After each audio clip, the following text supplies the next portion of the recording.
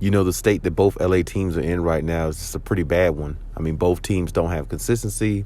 Both LA teams struggle on either end of the floor at times in the game where it can propel them to win.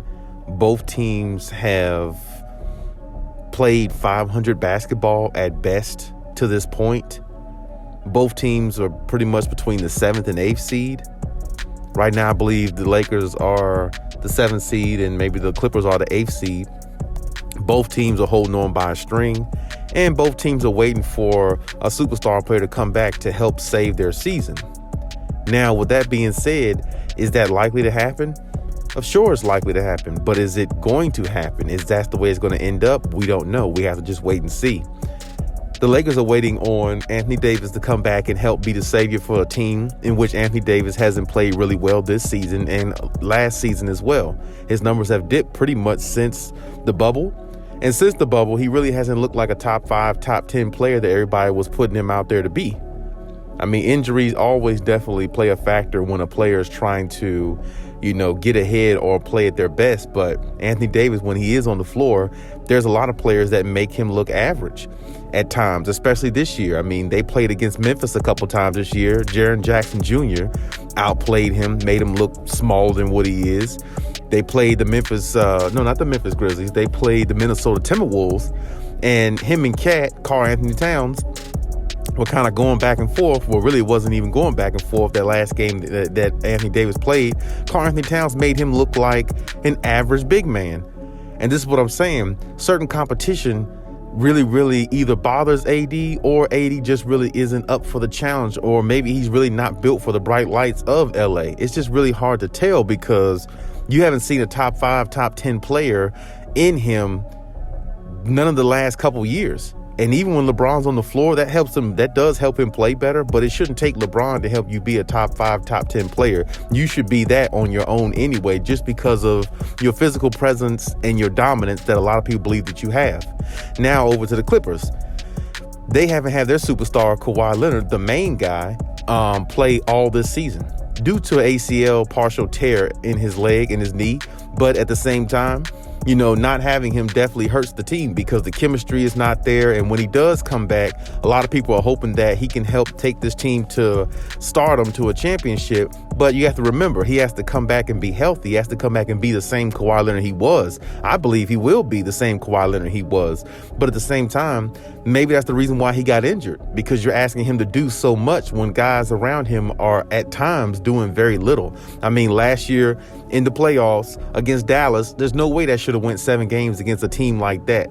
But it did because a lot of players on the Clippers, core players, didn't show up and play the way they're supposed to. And Kawhi Leonard was the only consistent player on the court every single game, just as he was in the bubble when they imploded against Denver. He only had one bad game, which was game 7. But Paul George didn't show up the other games. And this is what I'm saying. When you have lack in consistency, you get beat. That's just the way it is. You get beat. You don't get rewarded. And that's just the way it is in this league. And that's the way it's always going to be. And that's the way it is in sports. So when you think about both LA teams, the state that both LA teams are in, it's a bad one because right now both of them are between the 7th and 8th seed. And really, you can't tell which team is really actually better. I mean, if you want to go by which team you think is better, that's one thing. But I mean, the Lakers have a better team. They got a better roster right now. They got more superstars on their roster. But the last time they matched up against each other, the Clippers won because of Luke Kennard.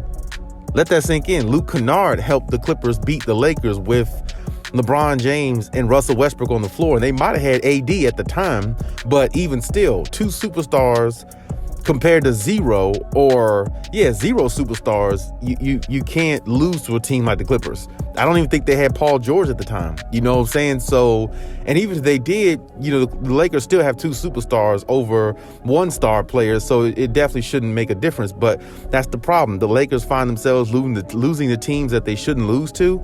And they don't know how to play defense, apparently, which seems to hurt them a very lot because it doesn't matter how much you score. If you can't stop the other team, well, what does it really matter? The other team's going to get theirs anyway. And as far as the Clippers play defense, but their offense is not up to par the way it should be because they don't have Kawhi Leonard. And now they don't have Paul George, who needs to be reevaluated, who could possibly be out the rest of the season. So, you look at all this in its entirety, the state of LA is in a bad situation. The only thing California really has going for them, the state that we live in, is Golden State. And I'm not a Golden State fan, but at the same time, they're the only team in California that's really doing well for themselves. The Kings, well, they're always hanging on by a thread and trying to make a push to, be a better team and rebuild and try to revamp that environment. But it's very hard to do when you've always pretty much been a losing organization, except for the several years or few years they had Peja Stojakovic and Chris Webber and Jason Williams and Mike Bibby. And that was like in the early 2000s, like 2001, 2002. So that's been ages ago since they've really been a formidable team. So you really kind of can't count them, even though they do got some good pieces on there that I do like. And I feel like they can get a lot better if they keep that chemistry and keep the team together the way it is. But the point is, the state of LA is in trouble because honestly, between which team do you really believe that can make it to the playoffs? Honestly, it looks like both teams could be in the play-in tournament. I mean, it's a possibility that both teams could actually play each other in the play-in tournament to see who makes the playoffs, which that'll be one of the greatest play-in tournament games ever assembled. But at the same time, it's very weird to see both teams in a predicament like this. Maybe the Clippers way back in the day, but even the last several years, 10 years, the Clippers have been a playoff caliber team. I mean, even when they had Blake Griffin and, Chris Paul to, whatever, they've been a playoff caliber team. They've been a playoff caliber team for a long time. So just to see them struggling the way they are and, not being able to put this operation together due to injury and COVID, which every other team is going through at the same time. But it's just very, very demoralizing because it's almost like you're not going to see this team's potential because of injury. It's like you're not going to see this team's, advancement because of injury and because of something. It just seems like something's always holding the Clippers back. That's why some people say the Clippers going to clip or, the Clippers just being same old Clippers, but at the same time, there is positivity for the team. They do got Kawhi Leonard, and hopefully he does come back, whether Paul George comes back or not, because I still think Kawhi Leonard can do some good things, but it's hard to say whether Kawhi is going to come back because this team finds themselves like in the 10th seed or something like that in the next couple of weeks, and they're nowhere near the 8th seed trying to fight an uphill battle. Will be the point of Kawhi Leonard coming back, risking to get hurt again to try to at least get a team to the playoffs, use all his energy just to get them there, and maybe get hurt again in the playoffs because he's trying to do too much to help the team rather than help himself and come back and take his time. You don't want that to happen, but you also don't want the Clippers to blow another season or have another lost season because of a reason that fans can't live with. Injuries are a part of the game, but it bothers fans because you're not seeing your team excel and you know what held your team back, but you can't do nothing about it. So that's definitely something that, fans hate to see, players hate to go through, but it's also bad for the game as well. Now, as far as the Lakers, we'll have to see what they do.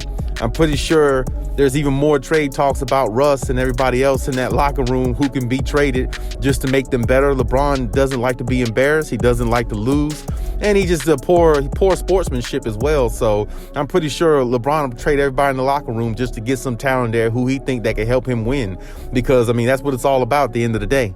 And same thing for the Clippers. I think they need to make a move too. I've been saying point guard for them is probably the biggest area that they need to focus on, because if they had a true point guard, I think that they would be a lot better of a team overall, because you wouldn't ask Kawhi Leonard and Paul George to average 6 assists apiece per game and give you 30 points per game, 25, 30 points a game, and go on the defensive end and lock up the other team's opposing superstars. That's a lot to ask of a player to do, especially when you can just find a way to trade for a point guard, a traditional one, and have everybody play the position they naturally play and allow the Clippers to feed off of what the point guard is doing, which he would be passing the ball to Kawhi and PG and letting them cook on the offensive end and letting everybody else catch on to the flow after that, which is the other guys.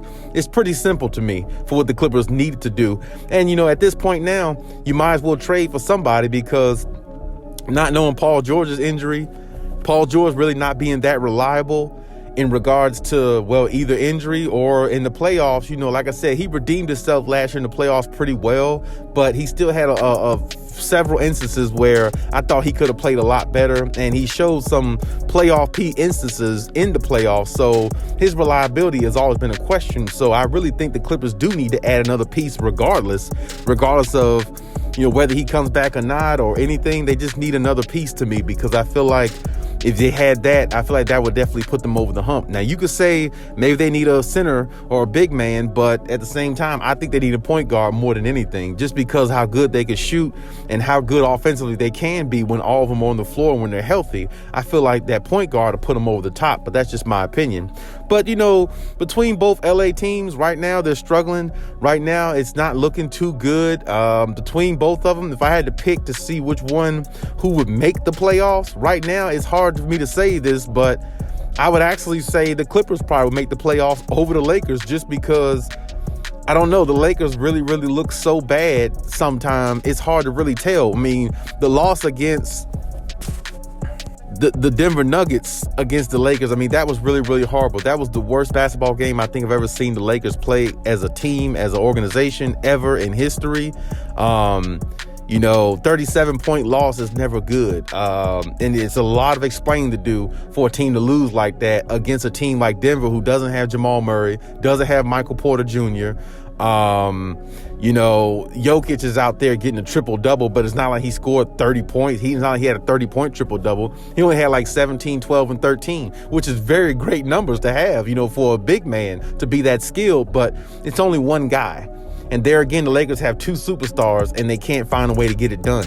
And they find a way to get blown out on TV with a lot of people watching, and it's utterly embarrassing. But you have the Clippers, on the other hand, they're losing games, but trying to stay afloat, winning games by luck of the draw, because they don't have all their pieces.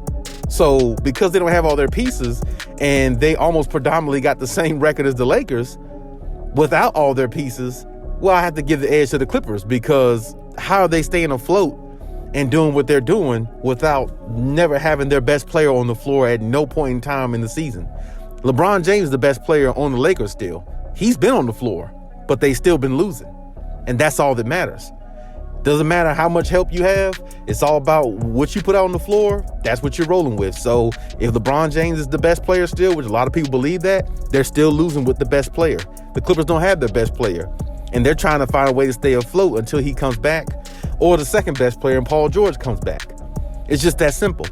But right now, both teams can definitely, need to look in the mirror, definitely need to figure out what's going on, definitely need to figure out how to better their season going forward, because 7th and 8th seed is a danger zone, if you ask me. So if they don't find a way to get things going, the city of LA is definitely going to shut down if both teams don't make the playoffs and both teams don't have a chance of winning a championship. But hey, that's my take on the situation. You leave any comments in the comment section. Let me know what you think, as always. And hey, Khaliis out.